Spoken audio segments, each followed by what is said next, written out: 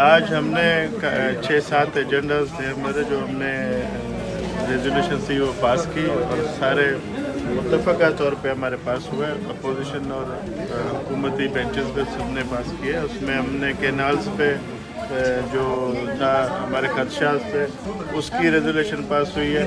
उसके अलावा जो है हमारे डिस्ट्रिक्ट काउंसिल के दुकान और जो शॉप्स है और प्रॉपर्टीज़ है उस पर जो हमारे रजिस्ट्रेशन का अमल है उस पर जो पहले होते थे 25,000 अभी हमने 80,000 रुपये जो है ट्रांसफ़र फ़ीस जो थी उस पर 80,000 रखी है। उस पर सारे हमने मुत्तफ़िका तौर पे रेजोल्यूशन पास किए। उसके अलावा यहाँ पे काफ़ी ऐसे मसले थे जिस पे हमने रेजोल्यूशन पास किए। चोटेरों में पानी का मसला था उस पर रेजोल्यूशन सबकी मुत्तफ़िका हुई है।